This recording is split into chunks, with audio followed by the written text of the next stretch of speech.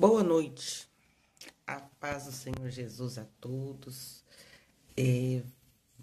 Voltei aqui para continuar fazendo o nosso estudo bíblico, né? É um devocional, na verdade, né?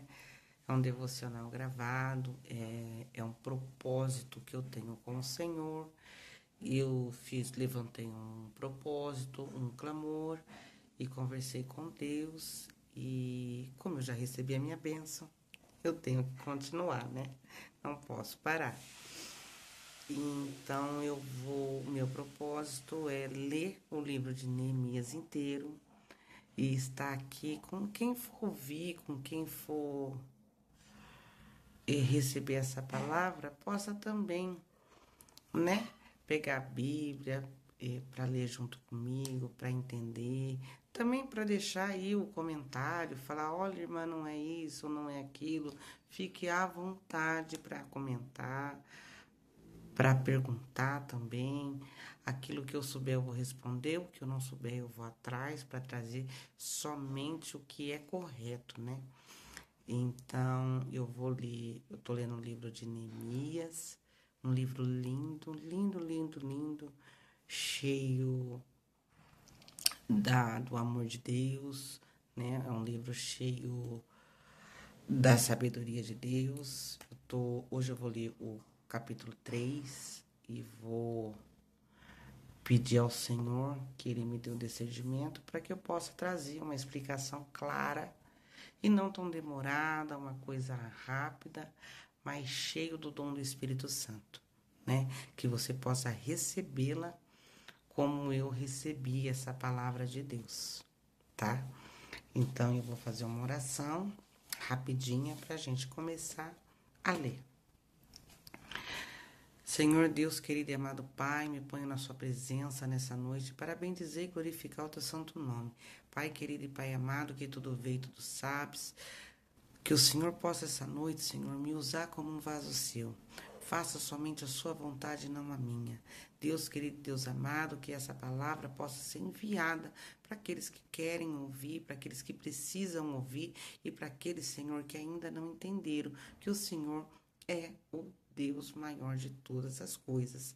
Amado Pai, coloca as suas mãos sobre a minha vida, que o Senhor possa me trazer sabedoria, entendimento e discernimento, para que eu não fale na minha carne, e sim no teu espírito. Assim eu te peço em nome do Deus Pai, do Deus Filho, do Deus Espírito Santo. Amém. Que Deus nos proteja, né? A você também, irmão. Então, bora lá começar, né? Sem muita enrolação.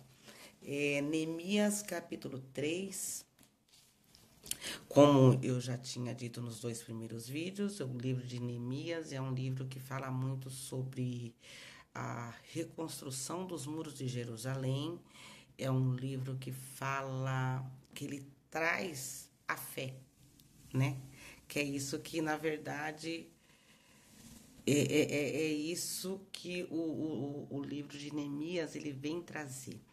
É a fé em Deus, é a fé em Jesus Cristo, é a descoberta de nós, seres humanos, em Deus, né? E no meu entendimento, tá, irmão? Eu espero que você entenda que esse é o meu entendimento. O livro de Neemias nos traz a força, nos traz a coragem, nos traz a esperança, nos traz obediência, ele nos traz como que eu vou te dizer? Ele nos ensina a ter temor a esse Deus, porque esse Deus é aquele Deus que ele ora e Deus responde. E quando Deus responde, Deus já está ali com um plano para ele, mas não só com plano. Deus já dá para ele o plano, já dá condições para ele. E é isso que a gente tem que ter em Deus. É falar com Deus, ter intimidade com Deus o suficiente para falar com ele, orar e ele já responder. E quando ele vier com um plano para nós, a gente já vier também com toda a estratégia para esse plano, né?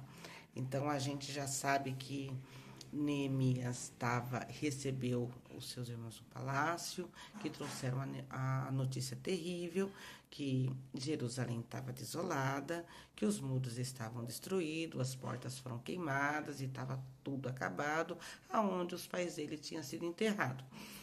E ele, muito entristecido, orou, e depois ele, como todo mundo também sabe, que eu já falei, Neemias era o copeiro do rei, e ele não era qualquer copeiro, porque naquela época o copeiro ele tinha incumbência, ele tinha um cargo, né, um posto alto, porque na verdade antes de qualquer coisa ir para o rei, ele tinha que experimentar primeiro, porque naquela época assim, né, matavam muito as pessoas envenenadas.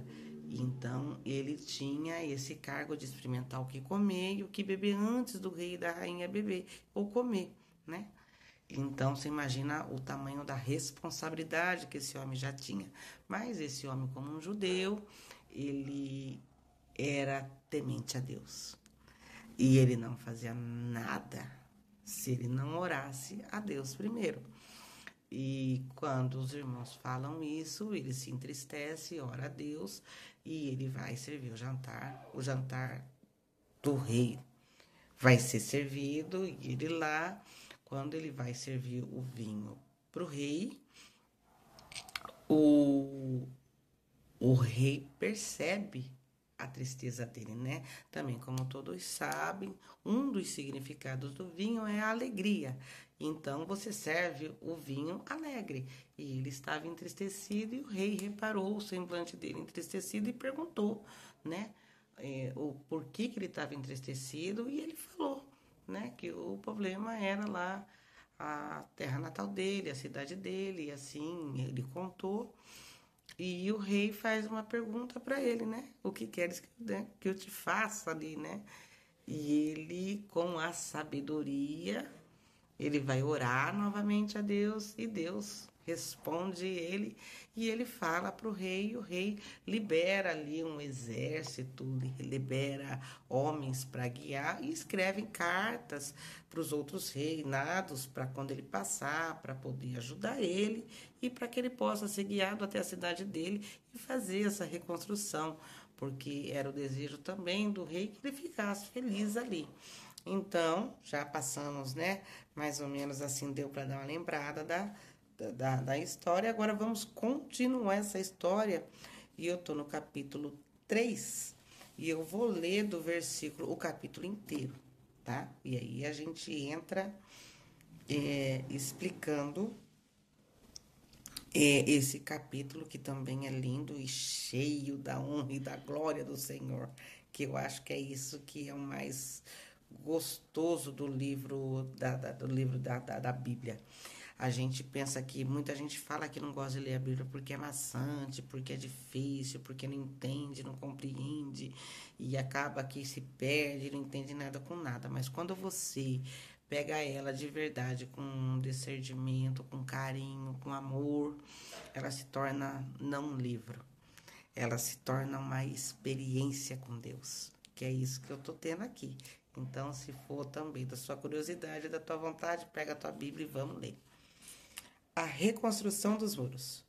E levantou-se Eliasibe, o sumo sacerdote, com os seus irmãos, os sacerdotes, e edificaram a porta do gado, a qual consagraram e levantaram as suas portas, até a torre de Meá, consagraram e até a torre de Anael. E junto a ele edificaram os homens de Jericó. Também ao seu lado edificou Zacur, filho de Enri. A porta do feixe edificaram os filhos de Racená, a qual emadeiraram e levantaram as suas portas com as suas fechaduras e os seus ferrolhos. E ao seu lado reparou Merimote, filho de Urias, o filho de Cós. Ao seu lado reparou Messulão, filho de Berequias, o filho de Mesesabel. Ao seu lado reparou Zadok, filho de Baaná. E ao seu lado repararam os tecoitas, porém os seus nobres não submeteram a cerviz ao serviço do seu senhor. Versículo 6. E a porta velha repararam-na Joiada, filho de Passeia, e Mesulão, filho de Besodias. Estes a enmadeiraram e levantaram as suas portas com as suas fechaduras e os seus ferrolhos. O versículo 7. E ao seu lado repararam Melatias, o Gibeonita, e Jadom, Meronodita, homens de Gibeão e Mispa, que pertenciam ao domínio do governador da além do rio. Ao seu lado reparou Uziel, o filho de Araias, um dos Onvis. Ao seu lado reparou Anias, filho de um dos boticários, e fortificaram a Jerusalém até o muro largo. E ao seu lado reparou Rafaías, filho de Ur, maioral da metade de Jerusalém. E ao seu lado reparou Gedeías, o filho de Urumafe, defronte da sua casa. E ao seu lado reparou Utuz, o filho de Asabneias, e a outra porção reparou Malquias, o filho de Arim, e Assurbe, o filho de Paate-Moabe, como também a torre dos fornos. O versículo 11. E ao seu lado reparou Salum, o filho de Aloés, maioral, e da outra metade de Jerusalém, ele e as suas filhas. À porta do vale reparou Anum e os moradores de Zoana. Antes edificaram e levantaram as portas com as suas fechaduras e os seus ferrolhos, como também 1000 covados de muro até a porta do monturo.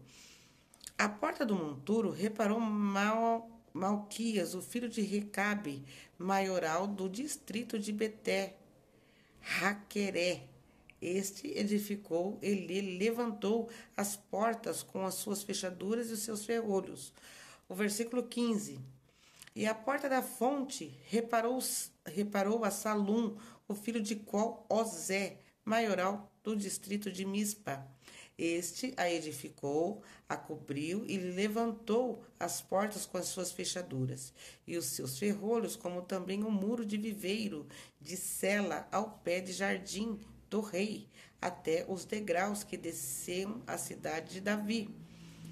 O versículo 16. Depois dele edificou Neemias, filho de Asbuque, maioral da metade de Beté-Zur, até defronte dos sepulcros de Davi, até ao viveiro artificial e até a casa dos valentes.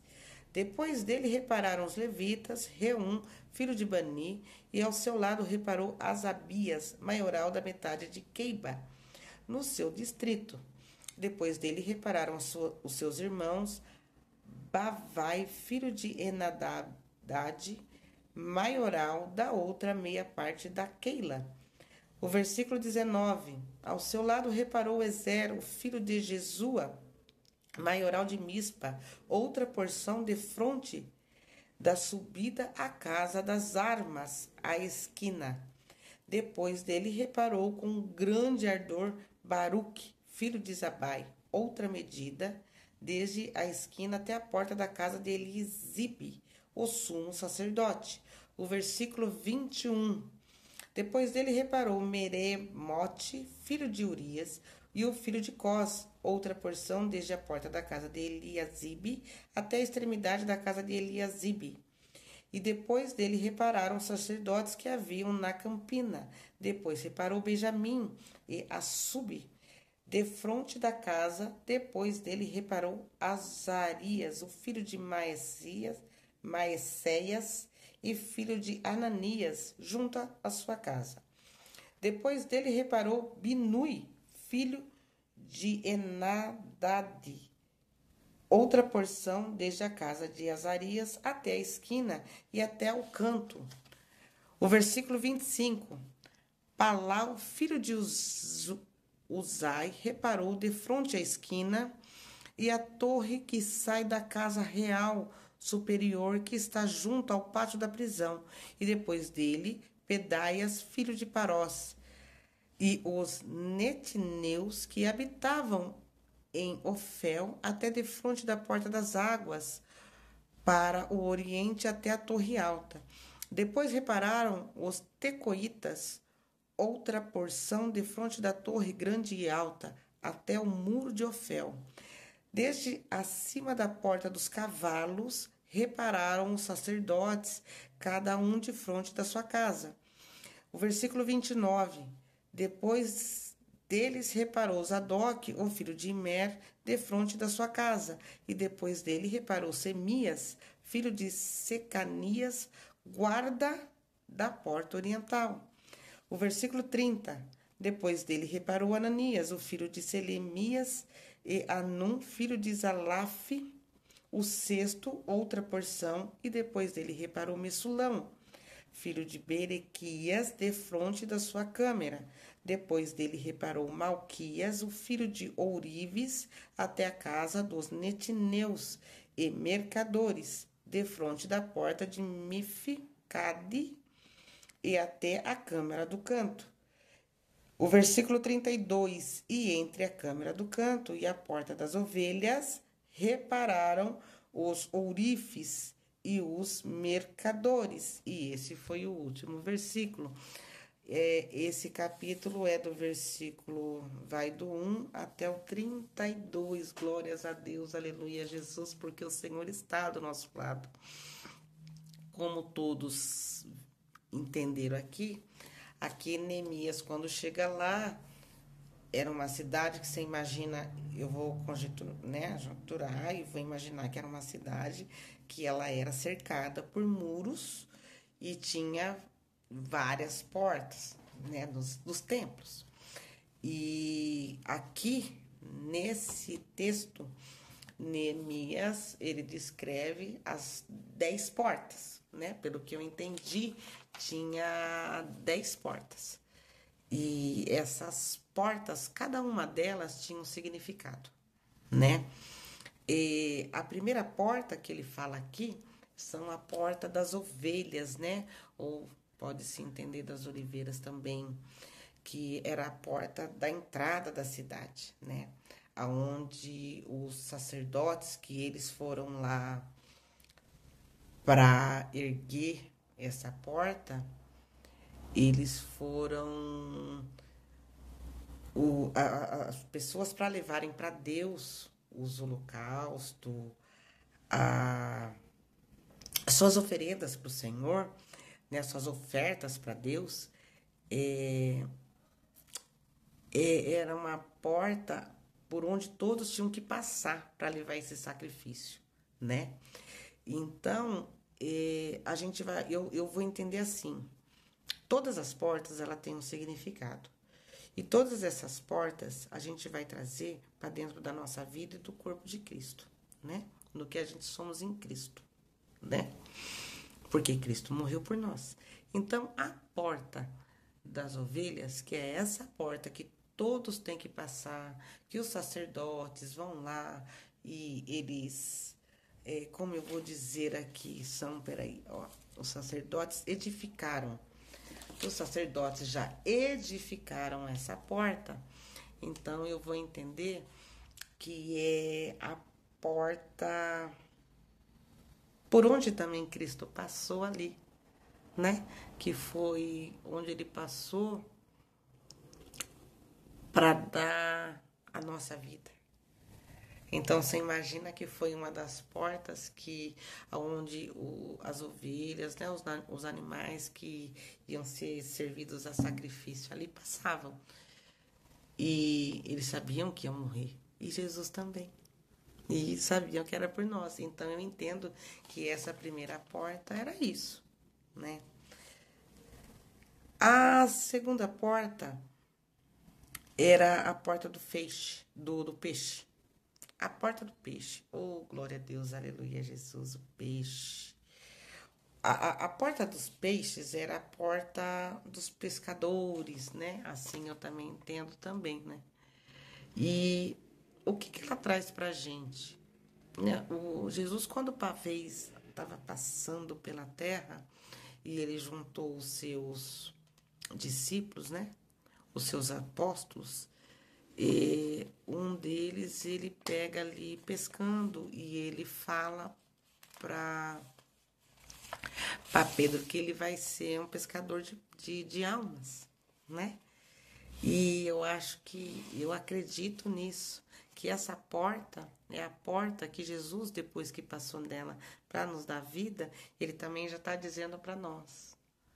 A porta do peixe é para que vocês sejam pescadores, sim, de almas, né? Que vocês vão buscar essas almas e trazer até mim, né? Para que venha me conhecer esse Deus maravilhoso, né? A terceira porta é a porta velha, né? A gente passa pela porta velha. O que é a porta velha? A porta velha é tudo aquilo que a gente deixou para trás, né? A porta velha é tudo aquilo que dentro da vida da gente, quando a gente tem um encontro com Cristo, a gente tem que deixar para trás. Para que a gente dê a oportunidade de começar um ciclo novo com Deus, né? Então eu acho que a porta velha é aquela porta que ela vem para nos fazer entender que precisamos mudar. Quando a gente passa por essa porta, a gente tem que mudar. Porque quando a gente tem de verdade um encontro com Cristo, a gente muda. Tudo que é velho vai se tornar novo, né? Então, esse é o meu entendimento dessa porta velha. Daí a gente vai ter ali a porta do vale, que é Salmo 23, né? É a porta do vale, né? Que a gente vai passar ali pelas veredas, né? Pelo vale da sombra da morte. Quem não passa por vale, né, irmão? Bom, se todos os dias se deixar, vai ter um vale ali pra gente atravessar. Mas quando a gente é firmado nessa rocha que é Cristo, o vale é difícil, mas sempre vai ter o barulhinho ali das águas descendo do ribeiro, né? Que já vem dizendo, anunciando para nós, né? Uma nova vida.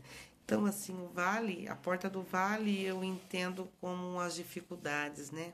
Você nota que Neemias, ele era um grande líder, um grande líder. Ele trouxe inúmeras pessoas de várias posições para estar ajudando ele a reconstruir essa cidade, né? Ele traz várias pessoas, desde o menor ao maior, para ajudar reerguer logo esse templo, reerguer logo essa cidade.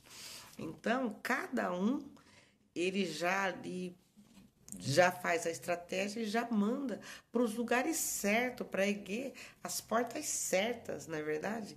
Então, ali, quando eu vou imaginar que quando ele manda, né, as pessoas para ir para a porta do vale, são aquelas pessoas que talvez estão reclamando muito, muito, muito de tudo, né? Só murmura, só reclama. Ele fala, não, então tá bom, eu vou te colocar para reerguer a porta do vale.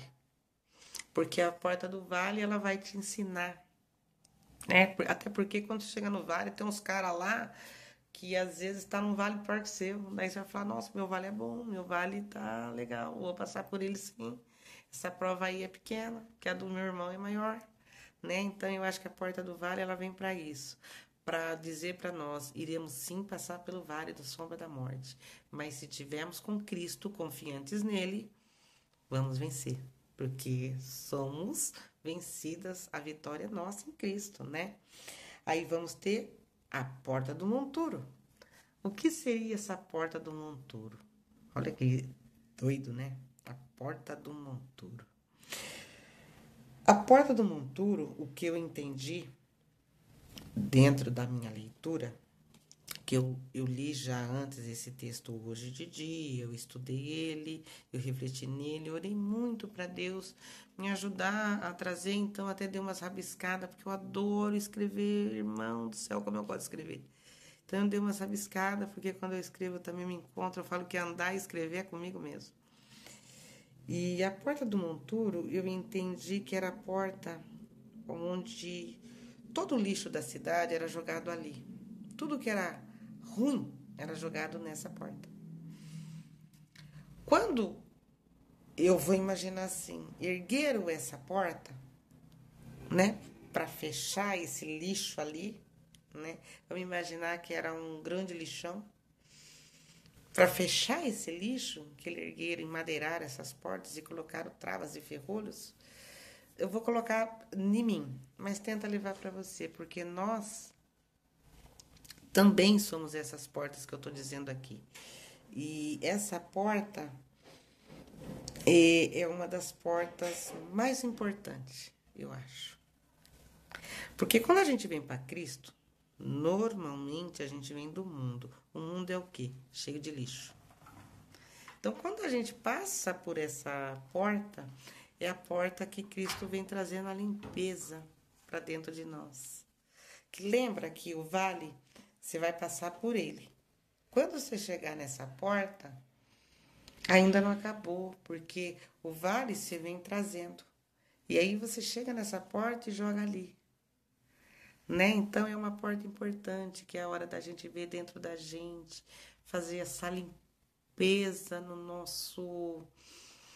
na nossa mente, no nosso corpo físico, no nosso espírito, sabe? E olhar tudo aquilo que é ruim, a gente abrir essa porta e jogar lá dentro e falar, agora sim eu vou colocar fechaduras, ferrolhos, como diz a palavra de Deus, né? E fazer essa limpeza, porque quando andamos com Cristo, temos que ser limpo, né? Aí ele vai falar aqui, já no capítulo 15, sobre a porta, deixa eu marcar aqui, que ele vai falar aqui sobre a porta da fonte. No capítulo 15, ele fala sobre a porta da fonte. A porta da fonte nada mais era do que a porta, você já imagina uma fonte que já está correndo água ali, né? Quando a gente passa no vale, na porta do vale, que cai na porta do monturo, que é uma antes dela, você imagina que a gente vai se lavar. É como se a gente fosse ali, entrasse no batismo, entrasse naquela água, saísse renovado em Cristo, né? Quando a gente sai, é batizado e volta das águas, a gente fala, já não vive mais eu, e sim Cristo vive em mim. Então eu acredito muito nisso, que é quando Cristo vem e limpa aquilo que a gente já tinha deixado no monturo, limpa totalmente, nos lava no sangue dele, faz esse entrelaço, né, com a vida da gente, fala a partir de hoje vive eu em você, né? Lembrando que tudo isso eu estou construindo e eu estou colocando a meu entendimento, né? Mas eu creio que vai ser o seu também, glória a Deus, aleluia, Jesus, né? Depois disso, vem o quê? A porta das águas, que ali, quando a gente entra na porta da fonte, logo a gente passa pela porta das águas. O que seria a porta das águas? A porta das águas, que seria isso que eu falei para você, é como se fosse um batismo. E esse batismo, a gente sempre, essa porta das águas é Deus, é Cristo, que a gente sempre vai estar ali, se alimentando o nosso espírito da palavra de Deus, né? Principalmente da palavra de Deus. Se eu estou aqui hoje gravando esse vídeo, é porque eu estou sendo alimentada pela palavra de Deus. Então eu acho que essa é a porta das águas, água corrente.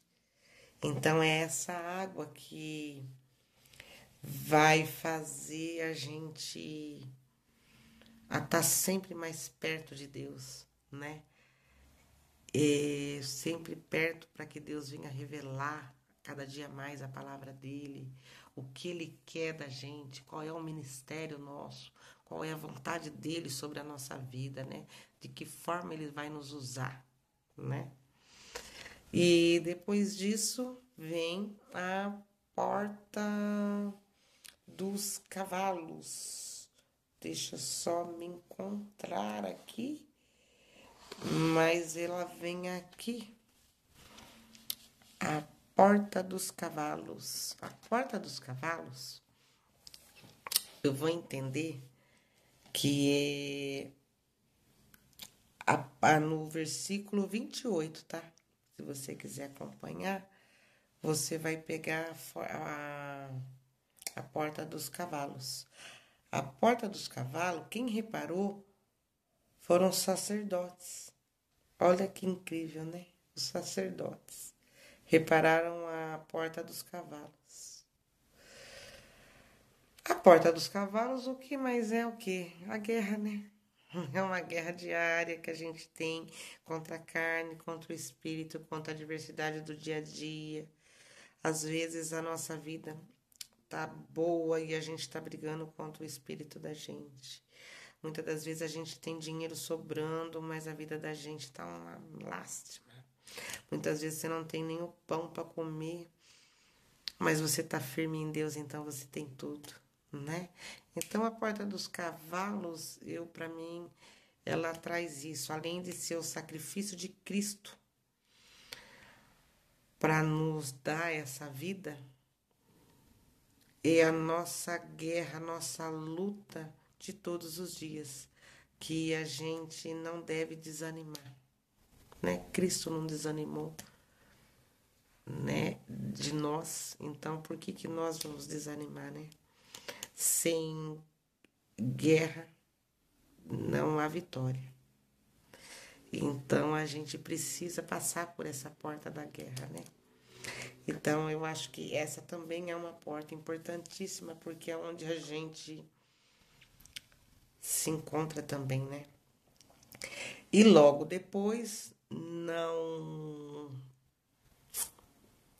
menos, é a porta oriental.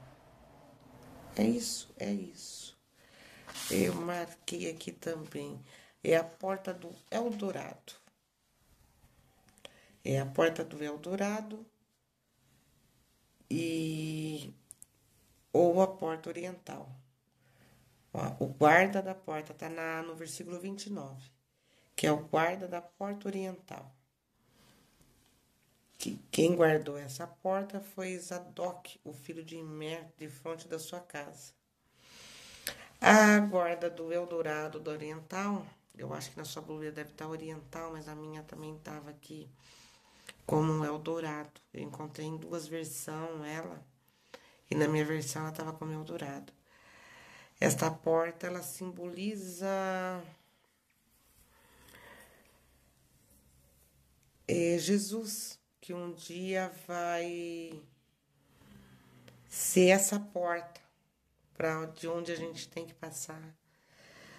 Essa porta, na verdade, ela foi fechada. Mas um dia, a gente não sabe o dia nem a hora, ela vai ser aberta, que é a volta do Senhor, né? É a volta desse Deus que eu creio muito, desse Jesus que eu creio muito, que você também crê, por isso que você está vendo esse vídeo. Então, ela é uma porta muito importante, né? Ela é uma porta que foi fechada pelo também que eu encontrei aqui, que eu falei que eu estudei esse livro, pelos turcos. E é uma porta que não era para ser mais aberta. E,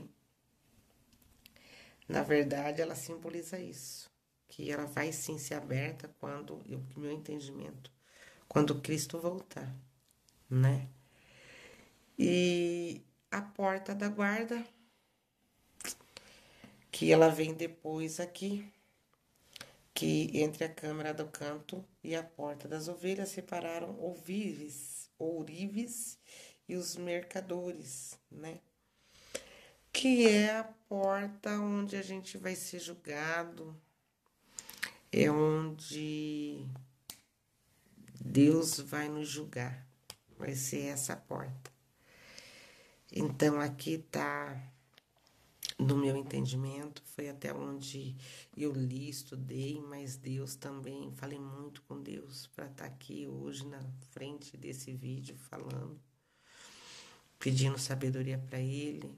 E eu entendi que essas 10 portas são as portas que estão dentro da gente. Então hoje, se você tem alguma dessas portas aberta, ou se todas estão abertas, você tem que parar e ver qual você vai fechar, né? Eu entendo que tem muitas portas que tem que ser fechada, principalmente a do monturo. Essa porta você tem que fechar e passar um cadeado. Essa você não deixa aberta. Porque se você vive em Cristo, se você crê em Cristo, se você crê em Deus, essa porta ela não pode existir. Lembrar do seu passado com carinho do que viveu, ótimo. Mas viver o seu passado todos os dias não pode. Isso não pode. Porque Jesus morreu por nós para nos dar a vida. A vida, ela é todos os dias. Então, todos os dias temos que ter algo novo. Que é isso que Deus nos dá, algo novo, né? Nenhum dia é igual ao outro. Porque se fosse para ser repetitivo, nós não precisava passar o dia, não é verdade? Então, assim, analise as portas que estão em você. Veja qual vão ser aberta, qual vai ser fechada.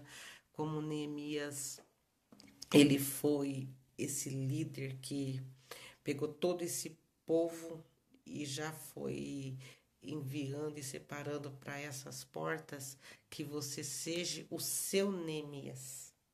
Que você pegue o plano, o projeto e veja qual é a porta que você vai abrir e vai fechar.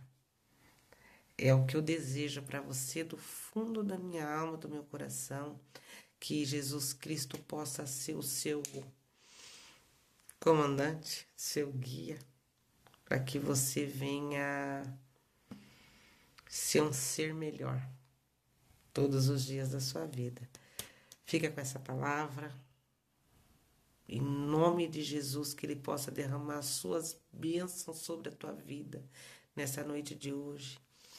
Que você possa caminhar cheio da luz de Cristo, que aonde você pisar, o Senhor possa ir na frente, que você possa ser a lamparina acesa que falta na escuridão de alguém. Fica com Deus, que Ele venha abençoar mesmo, de verdade. Uma ótima noite, em nome do Deus Pai, do Deus Filho, do Deus Espírito Santo. Amém, amém, amém. E eu creio que amanhã estarei de volta lendo o capítulo 4. Vamos em frente, porque eu sou com excelência.